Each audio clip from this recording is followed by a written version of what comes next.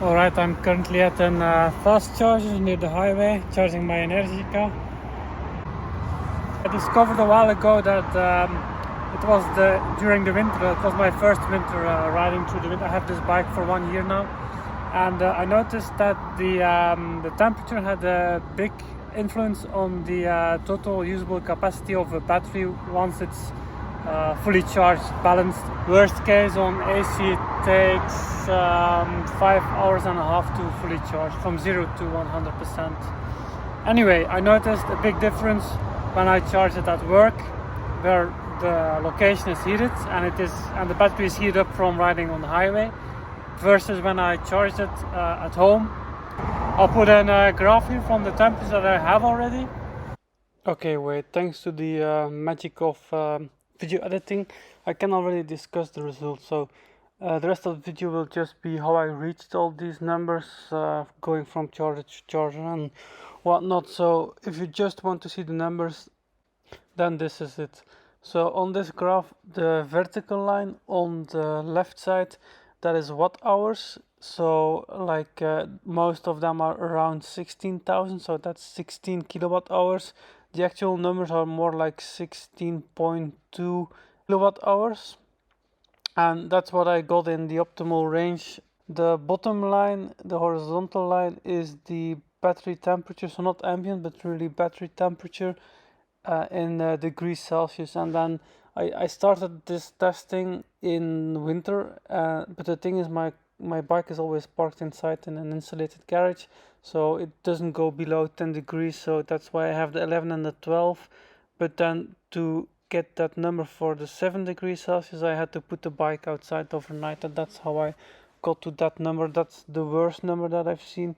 A bit to be expected was that the best results are in the 20 to 35 degrees Celsius temperature range. That's what these batteries like to be in. Once you go higher to 40, and I believe 45 is still considered a safe charging temperature for these batteries, then it goes down the capacity again. So you really want it to be between 20 and 35 something degrees Celsius, and then you get the most out of the battery. The lower temps are worst. Even if you go below 0, then it will barely charge. Luckily, if you're riding it on the highway, you will easily get the temperature right between 20 and 25 just by riding it, even in winter. I also made this linear regression graph, but of course I don't have enough numbers at the higher ends. Anyway, back to the road. A few days ago I did the 40 degrees, so I went on the highway, speeded a bit even, and then fully charged on DC. If it's warm enough and you keep charging at full speed and you ride it fast, then you easily get into the orange battery, which has the 40 degrees Celsius. And I'm currently aiming for the 30, but I'm afraid I had still 80% when I reached this location. So chances are I'll only get to 25 degrees. The battery was 20. I might get to 25, but I probably won't reach 30 today, so I'll have to test the 30 degree scenario some other time. Yeah, so only 10 kilowatts charging, so that won't, even less, that won't generate that much heat anyway. Yeah, I just checked in the app and it's currently at 23-24 degrees, so it's not very hot, and I almost reached the full battery capacity anyway. It's only going between 3 to 6 kilowatts, so I need to do still 5%. That will take way too long. I'll backup plan. I'll ride a bit more on the highway, might heat it up a bit, and then go to the shop. But I can also DC charge. I'll leave it on the DC charger there.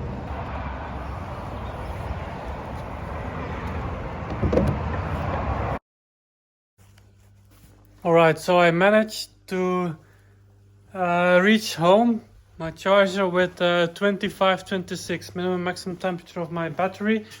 It's not the 30 that I was hoping for, but 25 is still a a number I was missing in my graph in my data anyway, so let's put it on the charger right away. But I'll get you the number once it's done. And then tomorrow I have to ride again. Tomorrow I'll ride it. I need to go to work, to the office, and then get it up to 30. And I need to check on the little one. Oh, he's gone. He was watching. Yeah, there he is. Wait.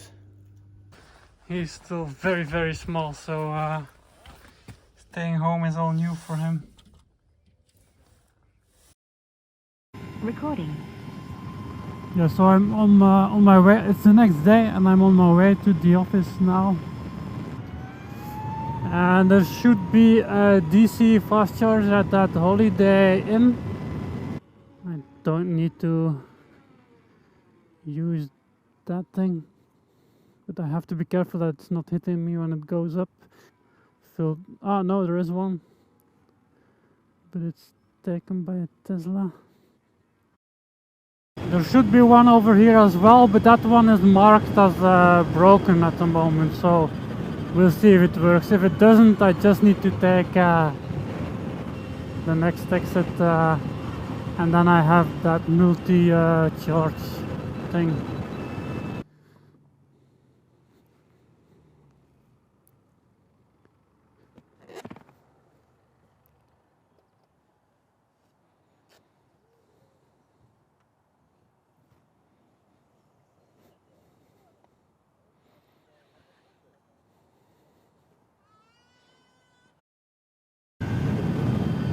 Already at the next exit. I have 55% of my battery left. Looks like it's and Polestar 2 is charging, but other than that, that's a nice thing with those multi-charger setups. Plenty of room. Oh, this is not the way to ride. My bad. I have to go around now. Yeah. I entered the wrong way.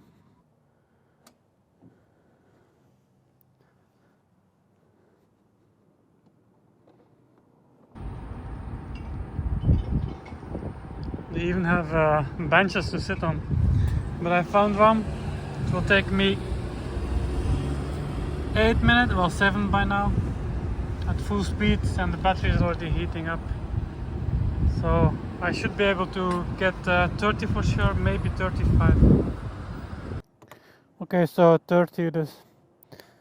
I had to go over 80%, I reached 85.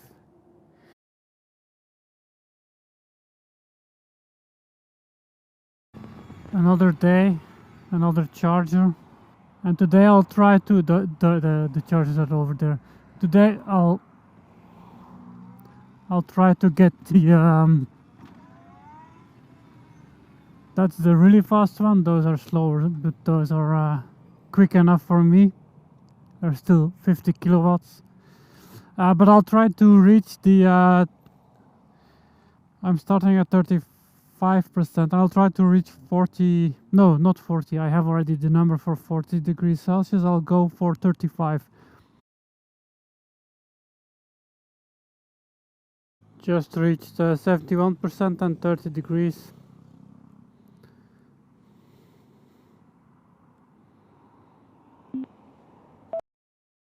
Recording. The battery was depleted to just below 30. I don't know who thought that this position of chargers was a good idea.